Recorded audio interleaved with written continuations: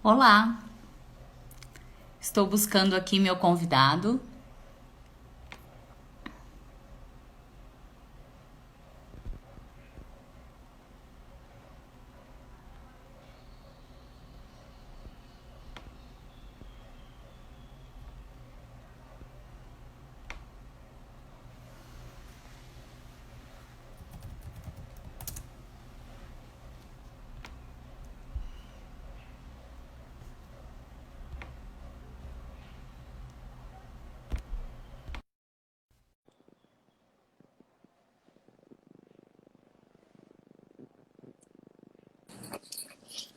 Oi, Deise, Olá, tudo bem? Como é que tudo tá? bom? Tudo bem? Bom Tudo. dia a todos.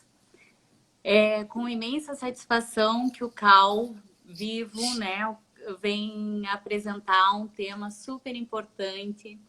É... E aí, então, começando pela nossa apresentação, né, Alexandre? Porque muitos não nos conhecem. Então, eu sou a Deise Flores, eu sou arquiteta e urbanista da cidade de São Luís Gonzaga. Sou conselheira do CAL, dessa atual gestão.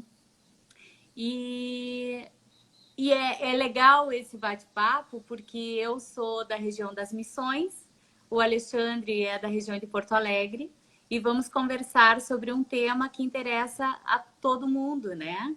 Então, Alexandre, é um prazer ter aqui você com a gente nesse momento. Peço para que você se apresente, já que a gente está se apresentando também, né? Então, para que eu não fale nada errado a teu respeito. Então, passo a bolinha para ti e estamos preparados para esse bate-papo bem interessante. Legal, Deise. Obrigado pelo convite, né? Fico bem feliz, assim, de poder bater esse papo, assim, que eu acho que é bem válido a gente falar dessa questão de como que tá a questão de interiores nesse momento, sim, a arquitetura de interiores vai ser bem interessante.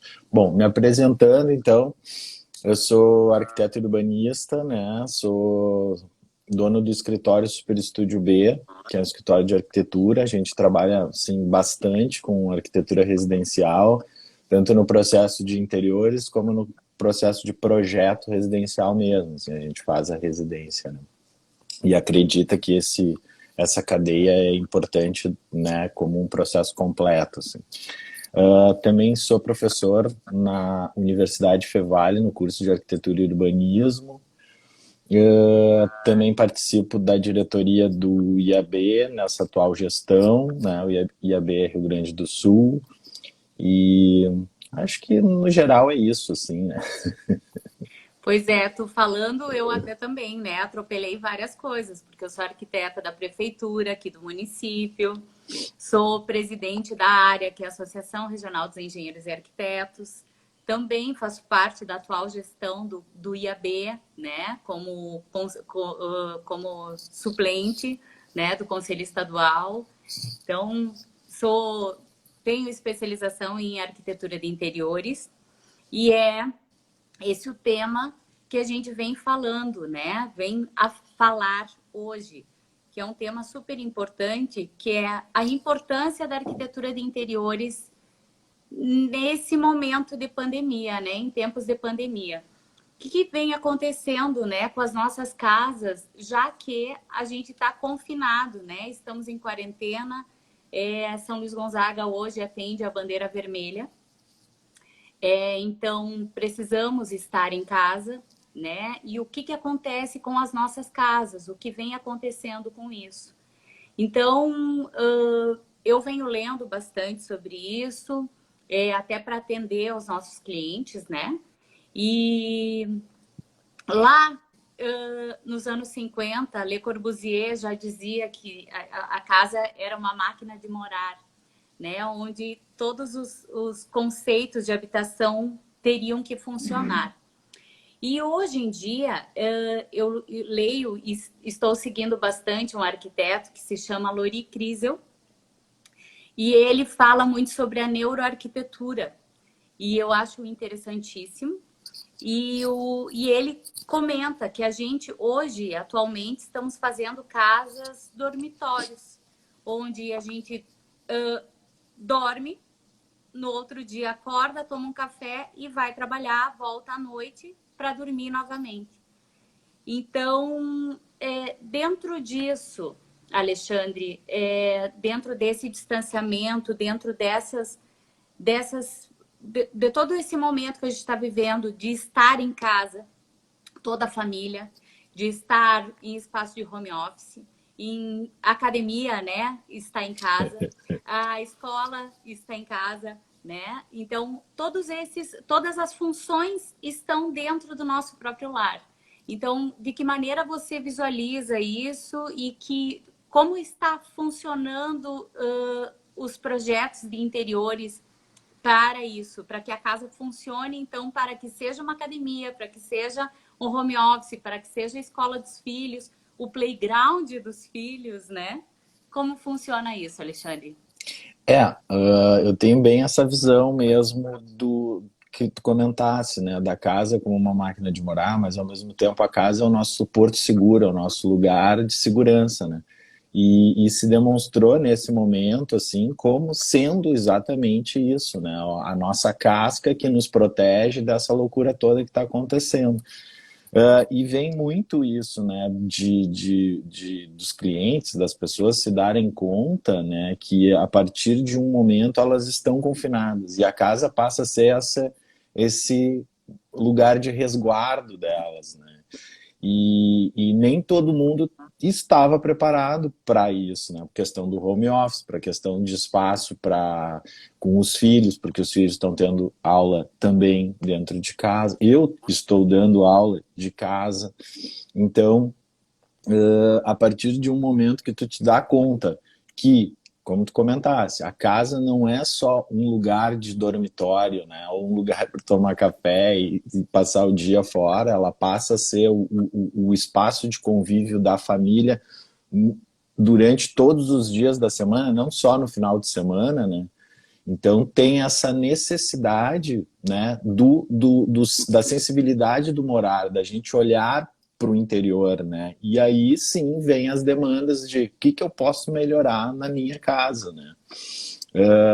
Só uma contextualização, assim, eu tenho escritório e fico também bastante tempo em Novo Hamburgo. Moro em Porto Alegre, mas em função da Universidade Fevale, de dar aula lá, eu passo bastante, praticamente de 2 a 3 dias da semana, com certeza, em Novo Hamburgo. Venho para casa só para dormir. Mas, por opção, eu também tenho um escritório em casa, né? Um dia da semana eu tirei não ir para o escritório e ficar trabalhando em casa, né? Então, eu tenho um espaço preparado para isso, antes da pandemia já, por uma questão de opção de qualidade de vida, né? De poder ficar mais tempo com meu filho, de poder curtir um pouco mais a minha casa. E até para ter um espaço de estudo mesmo, né? Porque eu gosto de ler, gosto de escrever também, então ter um espaço para isso. Então já senti talvez um pouco menos essa transição de ter que ficar em casa, né? Mas assim, o que eu sinto conversando com meus clientes assim é que eles se deram conta dessa importância, porque eles também saem de casa de manhã, voltam à noite, eventualmente final de semana recebem, até por questão agora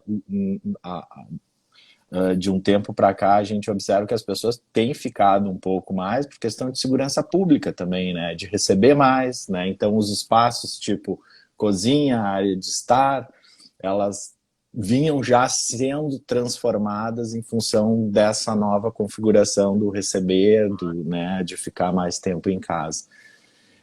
Mas vem outras coisas associadas a isso, né? Questão de higiene, né? Que a gente está vendo, as pessoas estão mais preocupadas com a área de transição, da chegada da rua, né? Estão se dando conta que, até esses dias eu estava conversando com uma amiga, assim, muito querida, assim, e ela estava dizendo, Bento, eu moro num apartamento que eu queria já estava à venda, estava pensando em vender, porque ele era grande, porque eu só tomava café, chegava, jantava, dormia e tinha ambientes que eu não usava. O escritório eu não usava o outro quarto. Ela mora sozinha num apartamento de 3 dormitórios.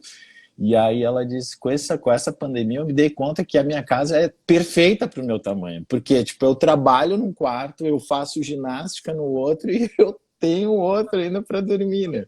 Então tem essa questão.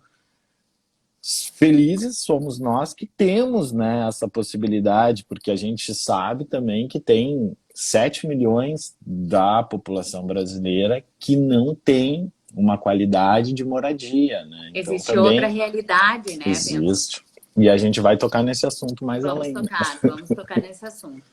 É o que tu vinha falando, a questão da higiene, né? O álcool gel fez parte, né, da nossa, o hall de entrada, que antigamente tinha um espelhinho, né? Hoje tem um álcool gel ali especial. De repente, um mobiliário para um calçado, para ter o calçado dentro de casa e ter o calçado que fica fora de casa. Então, essas coisinhas dentro da arquitetura de interiores, que a gente sabe que é um pouquinho mais minucioso, né? Esses cuidados que a gente tem como arquiteto e esse olhar diferenciado para o ambiente agora em época de pandemia, né? O que mais que tu visualiza, que aspectos mais tu visualiza que mudou dentro da arquitetura de interiores, considerando a pandemia? Eu vejo que primeira grande transformação, falando em arquitetura de interiores, que a gente pode destacar, assim, é que os projetos não serão mais como eram antes. Eu vejo muito por aí, assim, né? Porque antes a gente fazia projeto de um dormitório, a gente fazia projeto de uma sala, a gente fazia um projeto de uma cozinha, né? Então a gente fazia projetos de espaços. Agora a gente vai começar uma visão assim também do que eu tenho visto, do que eu tenho lido, assim, que tem muito se falado sobre isso. A gente vai começar a projetar espaços a partir dos usos que eles podem nos proporcionar. Exemplificando, a minha cozinha não necessariamente vai ser um lugar para preparo de alimentos, mas também ter um espaço de fuga para quando o meu filho, por exemplo, estiver tendo aula remota, eu poder fugir do escritório e me sentar na cozinha daqui a pouco e poder trabalhar lá também, né? O próprio quarto, né? O quarto das crianças, que antes também era um lugarzinho de estudo, um lugar para estudo, um lugar para guardar as coisas e eventualmente algum brinquedo. Agora passa a ser um outro cenário, né? É um cenário de brinquedo, é um cenário game, é um cenário estudo, é um cenário sono. Então, essas reconfigurações que a gente vai começar a ter que... a gente não, na realidade, os clientes estão se dando conta disso e vindo com essa demanda também. Não, eu preciso de um espaço para ter fugas ou descompressões dentro da minha própria casa, né? A gente vinha comentando, né, um pouquinho antes, um bate-papo informal para começar essa entrevista. Eu tive uma cliente que me buscou, né, justamente para fazer um quarto para a filha. E o quarto para a filha já não é mais somente para dormir, né? O quarto para a filha é para estudar, é para brincar, né? Acaba se tornando um playground dentro da própria casa, já que as crianças não estão podendo sair. Então, os pais, né? Nesse caso, os clientes, buscam alternativas para que as crianças possam ter também um momento de fuga e não ser apenas o espaço para dormir, né? Que seja um espaço para brincar, que seja um espaço para estudar e que seja divertido, né? Para todos. Porque se para a gente está sendo complicado esse momento, assim, né, de isolamento social, para as crianças é mais complexo ainda, né? Porque eles têm Verdade. uma energia acumulada. Eu tenho um menino de 6 anos, né, o Pedro, e eu vejo assim, ele está praticamente o tempo todo no isolamento, tá tendo aula remoto e tem horas assim que tem picos de energia assim que tem que deixar correr, tem que deixar pular porque precisa externar aquela necessidade assim de soltar uma energia, né? Então, mas voltando também a essa questão que tem sido um desafio interessante, assim, também, não sei, né, que como a gente já falado, essa questão do projetar com o auxílio dos clientes, né, tem acontecido com a gente aqui, tem acontecido muito aqui com a gente, e do cliente a gente sempre tem isso, né? Do cliente participar em todos os momentos, assim, do processo de criação dentro do escritório. Só que agora ele está com um papel maior ainda, que é o lance do medir o espaço, tirar fotos e fazer o levantamento para a gente, né? Isso aconteceu. Um casal de clientes, assim, que nos solicitou um mobiliário para o dormitório. E foi bem no momento que não estava podendo sair e ter né, essa movimentação, assim. Então eles mediram o espaço que eles queriam, o mobiliário, eles mandaram as fotos, eles fizeram o levantamento dos pontos elétricos, nos mandaram, a gente desenhou, encaminhou para a marcenaria fez todo o projeto, nos mandou para aprovação, eles fazem toda a reconstrução do nosso detalhamento, eles refazem, né? Essa marcenaria é muito boa. E aí mandaram o móvel para o cliente entregue, montaram e o cliente está lá feliz da vida. Olha só. Aconteceu também com uma outra cliente nossa da cozinha, né? De começar a usar o espaço e se dar conta, pô, mas esse espaço não tá legal, esse layout não tá interessante, né? Eu preciso de mais lugar, eu preciso de mais bancada, eu preciso de lugar para o micro-ondas numa altura acessível para minha filha poder ter acesso, porque ela também tá mais dentro de casa agora. Então veio uma demanda, né? E também foi legal, porque já era uma cliente de mais tempo, assim, a gente tinha a planta baixa, não tinha o levantamento da cozinha, mas tinha a planta do apartamento. A gente conseguiu fazer o estudo, né?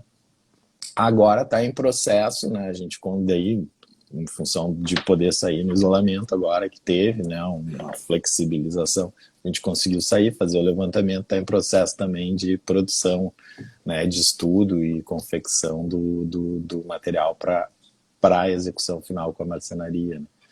Então, Legal. essa reconfiguração é interessante, assim. A flexibilidade também dos espaços, né, Alexandre? Questão do home office, por exemplo, já que a gente veio para dentro de casa, né? Eu tenho meu escritório na minha casa, mas muita gente tem o seu espaço fora, seu escritório fora. Tu acabou de dizer que pelo menos um dia na semana tu trabalha em casa. E acaba que, de que maneira é esse teu escritório, né? O ambiente que a gente tem.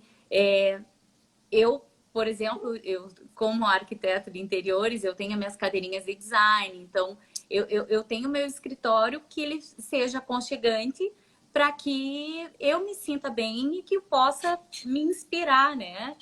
Todo dia. Então, de que maneira tu vê essa questão da flexibilização, né, desses ambientes, um biombo que possa dividir os espaços, né, o que tu considera um mobiliário dentro desse ambiente que seja ergonômico, né, que é muito Uhum. importante. E o que mais? Por exemplo, tem gente que tem muitos adesivos hoje em dia e que, por exemplo, esse quadro que eu tenho atrás é um quadro, né? Mas tem gente que está colocando papel de parede e talvez até estante de livro fake, né? Justamente para dar uma ambientada divertida, né? Aham. Então, o que tu fala um pouquinho sobre isso? Já teve alguma experiência assim? Não, mas até coincidentemente esses dias eu estava vendo uma live falando exatamente sobre essas questões da casa também, no momento de pandemia, assim, e foi uma live também muito interessante, assim, e aí acabou criando-se uma discussão, assim, em função dessa coisa meio fake, assim, né, que as pessoas tentam ver, porque se a gente entrar em salas, tipo o Windows Meeting, o Google Algumas, elas te dão panos de fundo, tipo, essa é a minha parede, é a minha sala aqui, eu tô na sala, não tô no escritório, tô na minha sala, com meus quadros aqui, minhas fotos, que eu curto tirar também, curto fotografia pra caramba. Mas tu encontra esse tipo de fundo, ou fundos parecidos, para aquela coisa meio que eu brinco que é uma coisa meio bizarra, assim, da uma vida que não existe, né? Mas eu acho que não é por aí. A gente tem que encontrar a nossa essência dentro da casa e em cima disso a gente fazer uma construção. Por exemplo, assim, me dei conta nesse momento assim que eu não tenho ou tenho muito pouco verde dentro da minha casa, né? Exatamente por essa questão da vida enlouquecida que a gente anda, né, 360 graus numa semana, assim, uma hora tá aqui, uma hora tá lá. Lugar para morrer planta é na minha casa, assim. E aí eu estou sentindo muita falta disso e eu vejo que as pessoas estão investindo nesse ponto também, né, de trazer o verde, de se reconectar de alguma forma, né, com a natureza, o lance de botar a mão ali, o dedo na terra, que seja o dedo, né, porque nesse momento, para Eu sou descarregar um assim. pouco, né. Então, eu tenho sentido isso como consumidor, né? Eu preciso ter mais verde dentro de casa. E, consequentemente, a questão da horta, né? Se a gente parar para pensar, a gente tem pedido muita tele, assim, para evitar sair ao máximo. Então, a gente chama hortifrutis, por exemplo. Tal. E por que não, daqui a pouco, ter a minha horta dentro de casa? É possível, né? Na minha área de serviço, ter um espaço ali, poder ter a minha rúcula, meu alface, minha salsa, meu alecrim, né? Eu já tinha isso há um tempo atrás, só que morreram tudo.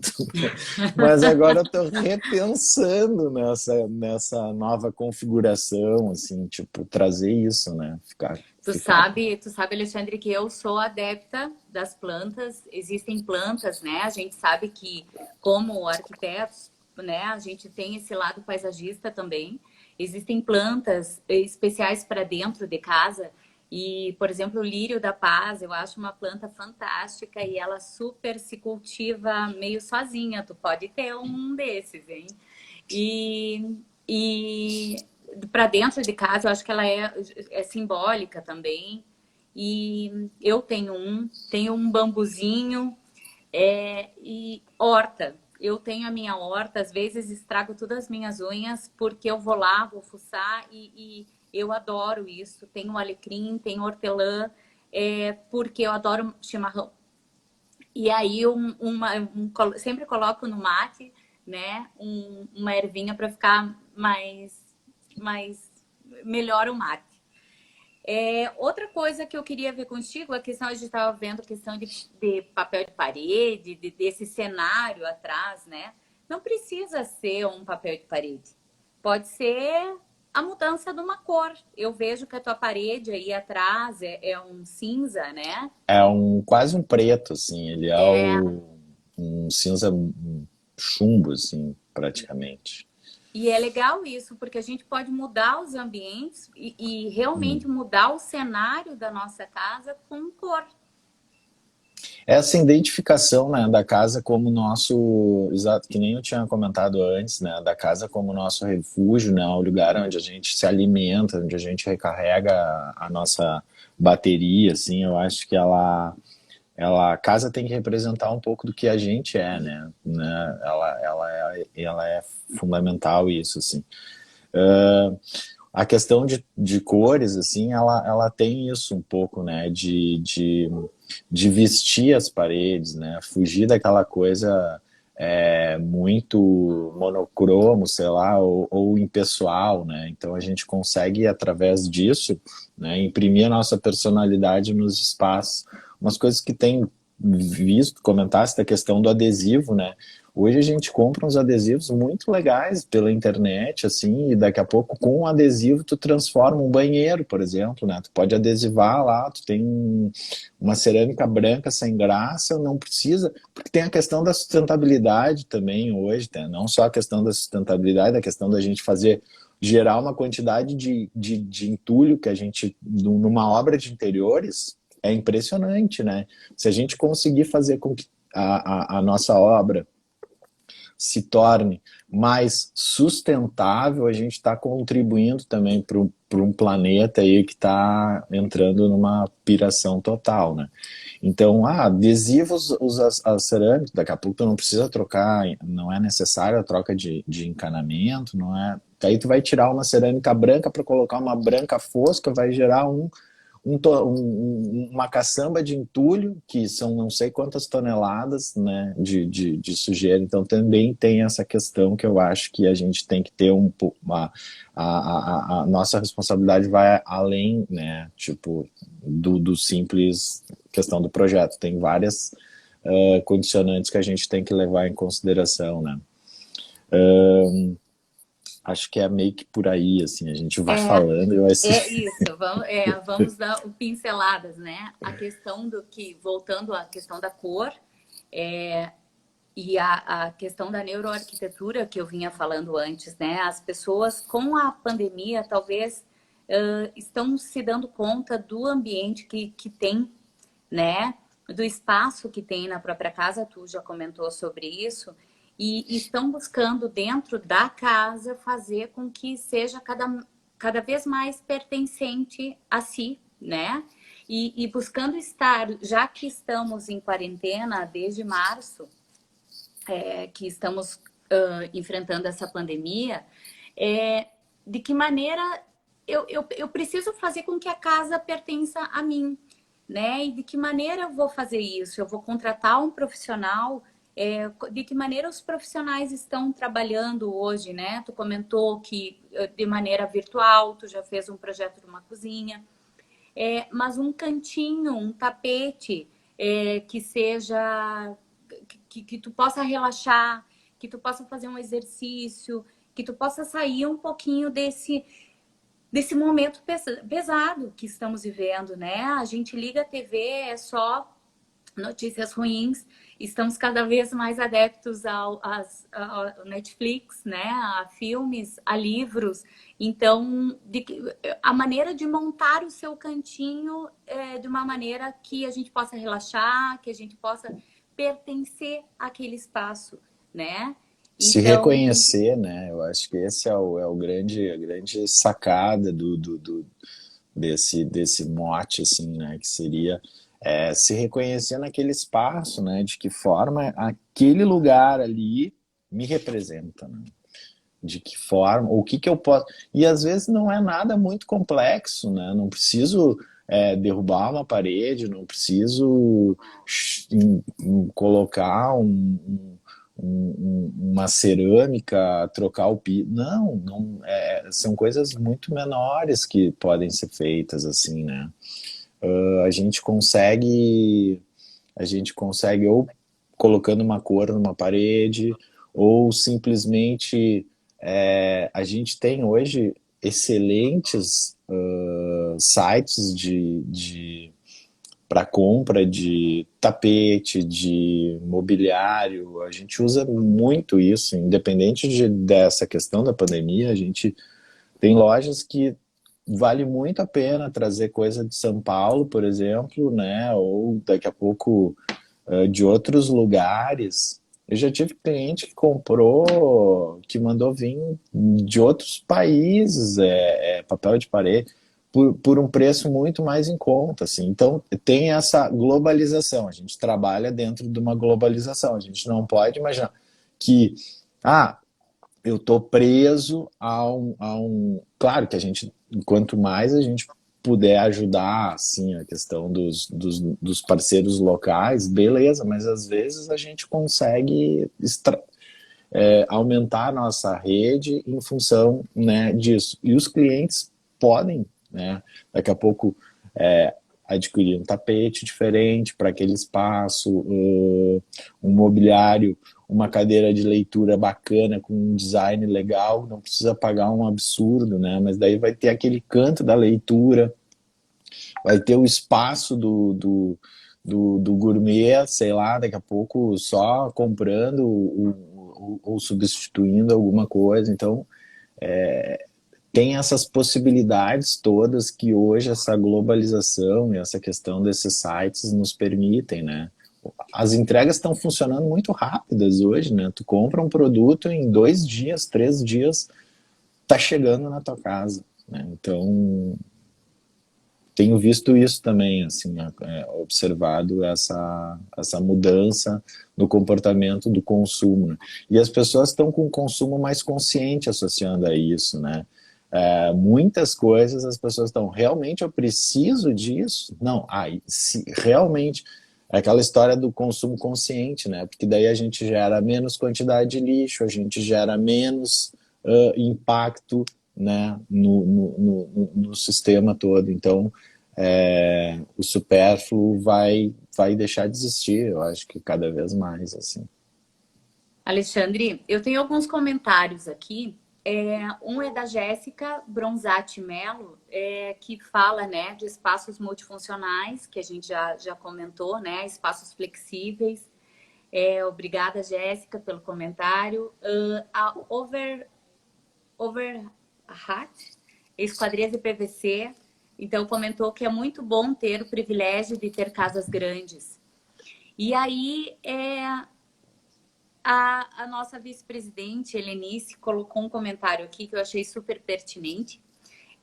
Como o arquiteto poderia ajudar as famílias que vivem em espaços menores e estão aglomerados? Algumas soluções ou dicas? Basicamente, a gente tem que compreender o perfil daquela família que ocupa aquele espaço, né? E a arquitetura tem muito isso, né? O que a gente comentou no início da live, a gente tem 7 milhões aproximadamente de brasileiros que vivem em habitações que não tem a menor condição, né, de ventilação, ou que vivem muitas pessoas num único cômodo, né? Então, também eu acho que é legal a gente comentar que agora tem a questão, né, da lei de assistência técnica, né, para habitação de interesse social. Então, e aí essa lei vem meio que se desmembrando, assim, o CAL, né, vem trazendo essa nova ideia e que está tomando um corpo muito bom, que é nenhuma casa sem banheiro, que eu acho que é um movimento interessante, assim, que a gente vai comentar, né? E um concurso de ideias também para casa saudável, né? E aí, dentro disso, o que, que a gente faz para melhorar uma residência que daqui a pouco não tem acesso à água, né, potável para as pessoas lavarem as mãos? Ficar em casa é muito bom, é maravilhoso nesse momento de pandemia, mas as pessoas não conseguem, né? Elas às vezes mal têm um sofá para a família inteira passar. E aí a gente vem dizer, tu vai ficar dentro da tua casa por 5 dias, né, sem poder sair, te protegendo, com um monte de gente, é complexo, e aí tá a nossa criatividade agora e essa oportunidade de pensar exatamente essas soluções para esses ambientes, né?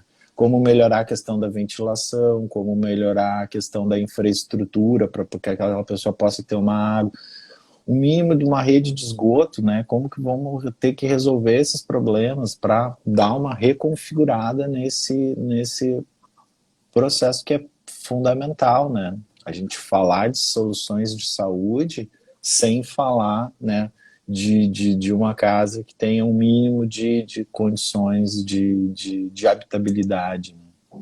E tu sabe, Alexandre, que eu acho interessante esse tema e me sinto lisonjeada de estar fazendo parte do CAL nessa gestão e estar fazendo, né, com que esses projetos alavanquem. E uma das coisas que me preocupa é que muitos arquitetos estão nesse período desempregados ou sem trabalho. Por quê? Porque as pessoas também reduziram seus custos, né? Então, essa é uma maneira de fazer com que os arquitetos que talvez estejam buscando alguma maneira de sair, né, dessa pandemia de uma maneira legal, ainda legal. O CAL, então, surge com esses dois projetos, né? Um é um concurso, que é um concurso de ideias, que é a Casa Saudável, a Cidade Saudável. Então, são 5 modalidades, né, de projeto. E que é interessantíssimo, né? E aí, É dentro disso... fascinante assim, a gente vê assim porque primeiro valoriza, né, a posição do arquiteto nessa sociedade que a gente está inserido, né? A valorização do profissional, acho que mostra nesses momentos, assim, eu acho que não só, né, sem dúvida nenhuma, o profissional da saúde, ele tem um destaque muito grande, assim, mas associado a isso também a questão do arquiteto e urbanista, né? Se a gente for pensar no cenário, assim, que a gente tem da história da arquitetura, depois de pandemias vieram soluções urbanísticas que qualificaram a cidade, né? Antes as ruas, na Idade Média, veio a peste, aí as ruas ganharam mais espaço de circulação, né? Espaços de ventilação, abertura, aqueles becos passaram a ser mais ventilados, a casa ganhou mais ventilação.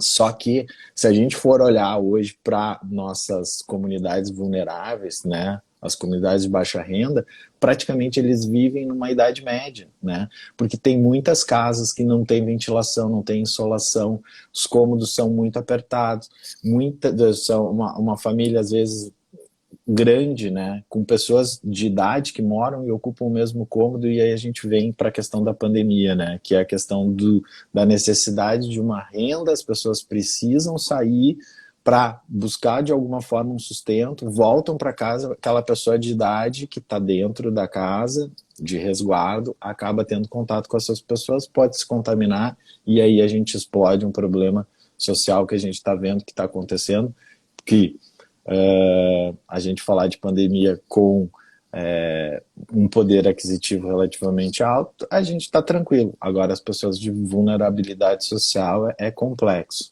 Então, essa campanha eu acho que é válida e eu também me sinto muito bem representado assim, pelo CAL nessa gestão, exatamente por esse olhar, né? Esse olhar que é importante, é um olhar que não fica passivo, né, para essa situação social, valorizando o profissional que tem área de atuação nesse momento dentro da cidade, na questão de sociabilização, de urbana, né, da gente olhar a cidade com um viés social, antropológico, né, que é também a nossa função, né, e ter a possibilidade desse concurso de ideias do que é realmente a arquitetura, da gente trabalhar com todas as escalas, né? Eu vou trabalhar com todas as escalas que a arquitetura me permite trabalhar. Eu posso achar uma solução daqui a pouco para o botijão de gás que fica dentro da casa da pessoa, né? E como que eu vou, numa situação que é menos favorecida, se eu coloco esse botijão do lado de fora, vão roubar esse botijão de gás, que é um problema muito complexo.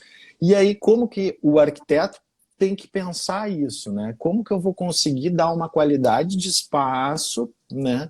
E a gente está falando de 7 milhões, no Congresso. Uma coisa que me chamou muito a atenção foi que o CAL fez um levantamento e 15% da população brasileira tem acesso a profissional de arquitetura. 85%, a gente está falando de 85% do nosso país inteiro. Não estou aqui fazendo campanha, não é isso, mas do tamanho do problema que a gente tem, 85% da população, eles não têm acesso à arquitetura. Graças a essa lei da assistência social, né, a gente consegue agora, dentro desse cenário, atuar, né, olhando mais para essas comunidades vulneráveis, assim, que eu acho que é um um tiro certeiro, assim, que se dá, né, num problema que a gente tem, assim, né? É engraçado, né? O tema, a importância da arquitetura de interiores em tempos de pandemia, né? E eu, supostamente, muita gente achou que o tema hoje fosse só o frufru, né? Só as coisinhas bonitinhas, só... na verdade, a gente teve a importância, ver a importância de ver o outro lado, né? Por outro viés, e ver essas 7 milhões de famílias que não têm onde lavar as mãos. É uma coisa super importante que vem falando, lave as mãos, passe álcool gel. Elas não têm um banheiro dentro de casa. Como que elas vão lavar as mãos? Né? Como que elas vão ter essa higiene, toda essa preocupação se elas não têm aonde, né? Então, o CAL, eu acho que num protagonismo, né, ao arquiteto e urbanista, eu acredito que para se pensar também nessa população de baixa renda, tem essa preocupação e monta esse projeto, né? Então, idealizado pelo CAL RS. Que é legal também da gente comentar assim que ele vai distribuir, claro, tá em fase de acertos jurídicos ali, de organização, mas vão ser 100 mil, né, 100 mil reais distribuídos né, na premiação e o que é legal também é que além de envolver profissionais, né, no caso os arquitetos já, né, com credenciado pelo conselho, obviamente. A questão dos estudantes também, né? Então já começa esse trabalho dentro das universidades, que é um trabalho interessante de realmente dessa valorização e desse olhar mais sensível que o arquiteto tem que ter para as questões sociais, assim, que a gente hoje vê tão deficiente, né, nas cidades e nas periferias, assim. Alexandre, outro tema que eu considero importante, e eu faço parte da Comissão de Ética e Disciplina do CAL, e que sempre nas palestras a gente toca a questão da RRT de projeto de interiores. Fugindo agora um pouquinho, né, do tema, mas eu acho outro tema completamente relevante. De que maneira tu vê essa questão? Tu faz RT de projeto de interiores? A responsabilidade técnica, né, eu acho que ela é fundamental para qualquer trabalho que a gente faça, assim. Por quê? Porque ela é o que nos garante, ou, né, também para o cliente, a segurança, né, de um trabalho ou da qualidade de um trabalho. Eu preciso ter a responsabilidade, né, eu preciso garantir a responsabilidade sobre o serviço que eu estou entregando, né. Então eu acho que primeiro por essa, né, questão profissional e pela postura de tu entregar um trabalho completo no sentido de eu sou responsável por aquilo que eu estou fazendo, né, e vou ser responsável por aquilo por muito tempo, né, ou para sempre praticamente, né. Então isso eu acho que é primordial a gente entregar isso para o cliente, né.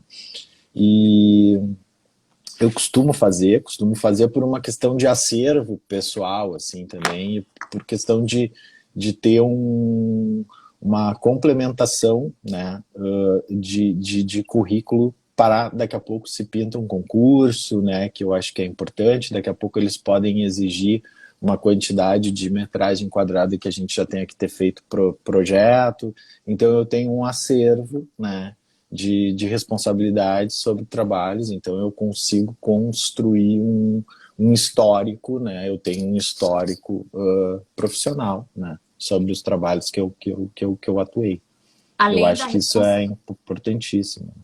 além da responsabilidade para com o cliente, né? É a questão do acervo técnico, importantíssimo isso. Eu sempre comento nas palestras pelo fato de que, inclusive, uma RT de mobiliário, né? Por quê? Porque estou fazendo uma cozinha. Uma situação que eu sempre comento. Estou fazendo uma cozinha e o aéreo cai.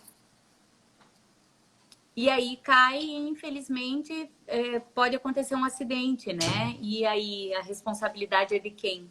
É do arquiteto, sim. Né? Então, a importância de preencher uma responsabilidade técnica, né? Para com os clientes. E até porque quando a gente faz um projeto de interiores, assim, pelo menos aqui no escritório, é muito comum a interferência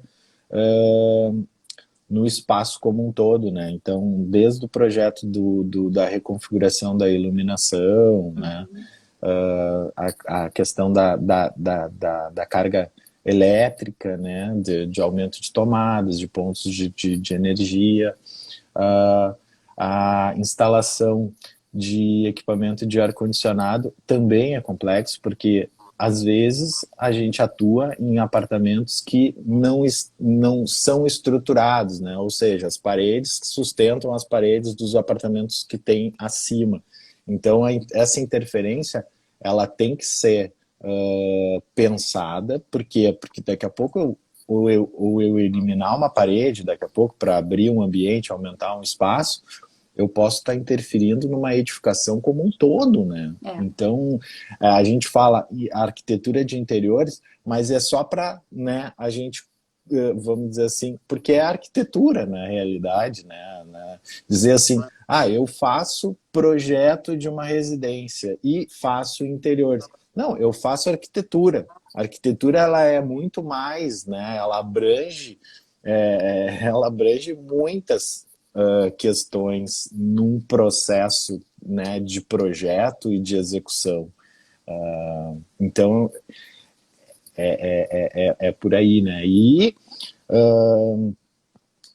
eu acho que é uma cultura que as pessoas, ou pelo menos eu tento passar para os clientes, porque eles têm a liberdade de contratar outros profissionais no futuro, não necessariamente talvez eu seja o arquiteto deles, né, o resto Claro que a gente acaba também criando um vínculo muito grande com os nossos clientes e se retorna muito a questão de reprojeto, né? Eles acabam nos chamando sempre para outras coisas.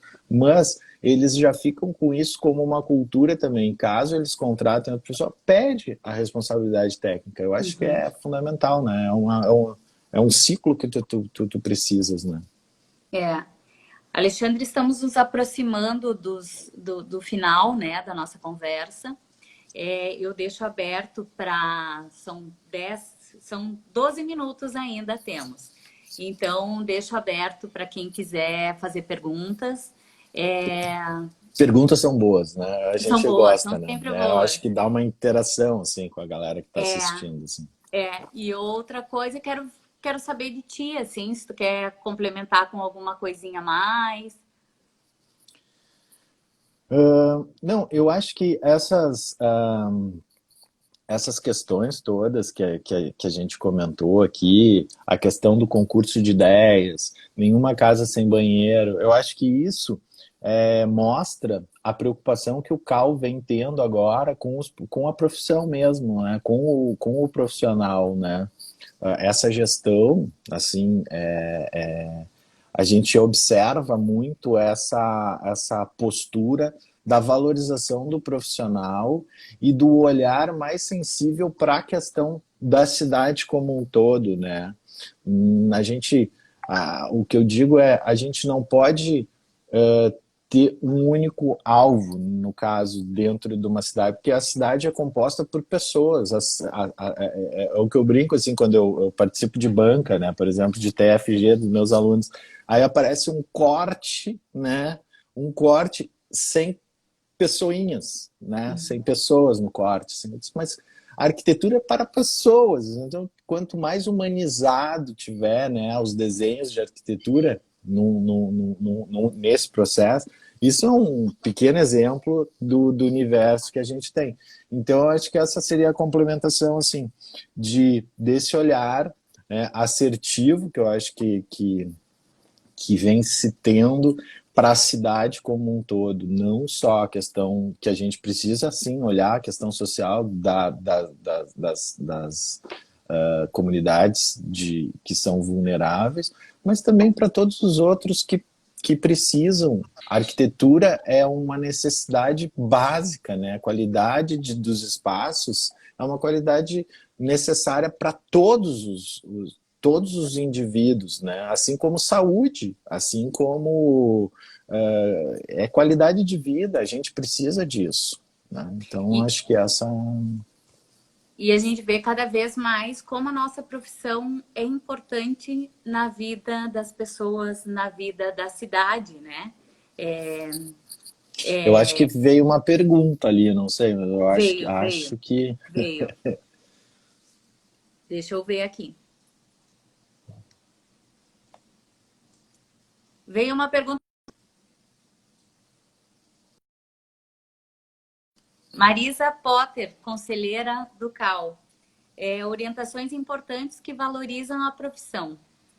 E o Edson Mogdans, que foi meu aluno na URI em Santo Ângelo, uma ótima reflexão sobre o futuro, não tão distante da profissão, na questão da qualidade de vida para todos. E o Irã Rosa, então, nesse período de pandemia, que estamos vivenciando, experiências em home office, isso não sugere que a sociedade tende a mudar suas relações e novos desafios para a arquitetura de interiores? Sem Ótima dúvida, pergunta, isso. Irã. Grande pergunta do Irã. Um abraço para o meu amigo Irã, querido. E é isso. As empresas, se a gente olhar, hoje as empresas estão se dando conta. Tenho amigos que trabalham direto em São Paulo. Tem um amigão meu que trabalha em São Paulo e a gente estava conversando esses dias. As empresas que têm prédios, que têm um prédio inteiro que gera um custo absurdo, estão se dando conta que as pessoas vão ter mais, estão tendo mais qualidade de vida e a produtividade, pelo contrário, ela não diminui nesse processo, né? Então as pessoas podem trabalhar remotas, né? Elas podem trabalhar remotas e esses custos absurdos que a gente vê, às vezes, relacionados a grandes estruturas, elas tendem a mudar, né? Então, o investimento das pessoas com o espaço, com o seu tanto de trabalho, já começa a demonstrar que a gente vai ter um momento pós-pandemia já diferente de quando a gente iniciou, né, essa transformação, assim. Olha que legal, eu tô com uma aluna da Colômbia Que assistindo a legal, nossa live. que legal, que show, Legal, né? que interessante. E como será que está sendo lá, né, esse momento, assim, como é que também seria uma pergunta É, minha, como que eles estão passando por esse momento, assim. né? Estamos todos passando por momentos difíceis, né, Alexandre? Eu acredito que se não temos mais perguntas e não temos mais comentários, eu acho que podemos já finalizar. Alexandre, muito obrigada, né, por esse bate-papo. Acho importantíssimo esse tema, não referenciando somente a sociedade talvez mais favorável, e sim a uma sociedade vulnerável também. Então, mostrar a importância do profissional arquiteto e urbanista dentro de um itemzinho que a arquitetura nos favorece, né? Porque somos paisagistas, urbanistas, arquiteto de interiores. Então, a gente tem arquitetos que cuidam do patrimônio. Então, dentro desse leque, o pensar na arquitetura não somente para uma sociedade mais favorecida e pensar também no, numa sociedade mais vulnerável, eu acho que isso é fantástico. E eu tenho mais a que te agradecer, né, esse momento, esse bate-papo, que foi divertidíssimo para mim. Acredito que para ti também. E deixar muito obrigada, tá? Sem dúvida, eu também, para finalizar, agradeço muito o convite, assim, eu adoro arquitetura, né, sou suspeito para falar, eu adoro falar sobre arquitetura e estou sempre disponível, quem tiver mais dúvidas ou assistiu ou vai assistir essa live depois ou daqui a pouco fica com alguma dúvida, pode me achar nas redes sociais ali, pode me mandar e-mail, eu respondo. Estou sempre aberto a um bate-papo que eu acho que é super válido e bem isso, né? Eu acho que foi legal porque a gente conseguiu falar, né, da qualidade dos espaços ou da tendência que esses espaços vão começar a ter agora, a partir dessa loucura toda, dessa sensibilidade, desse olhar das pessoas para dentro da sua casa, e não só para dentro da casa, mas como também vão se dar conta dessas questões da importância da qualidade dos espaços da cidade como um todo, né? Uhum. De uma melhor infraestrutura da cidade, porque isso interfere diretamente na nossa casca, que é a casa, e consequentemente, né, na nossa qualidade de vida, que é o que a gente busca, né? Ou a gente tenta, de alguma forma, vestir ou ter isso, né? Então, Ok. queria te agradecer muito desse convite, o Cal, RS também, e estou sempre disposto aí a esses bate-papos assim interessantes. Muito Ok, obrigado. obrigada. E lembrando que o Cal Vivo acontece todas as terças e quintas-feiras ao meio-dia, com diversos temas, e a cada dia um conselheiro aqui conversando, né, sendo mediador desse bate-papo, dessa conversa e mostrando um pouquinho mais as nossas caras, né, a arquitetura e o urbanismo como um objeto, como uma ferramenta para todos, né? Legal. Obrigada, até mais. Tchau, tchau.